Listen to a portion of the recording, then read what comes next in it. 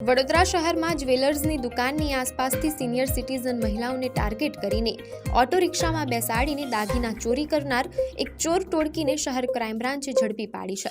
પોલીસને મળેલી બાતમીના આધારે ખાસવાડી સ્મશાન નજીકથી એક શંકાસ્પદ ઓટો રિક્ષા સાથે ચાલક મોહમ્મદ યુનુસ ગુલામ હુસેન કાગદી અને કાલી તેજસપાલ લોંઢેને ઝડપી પાડવામાં આવ્યા હતા।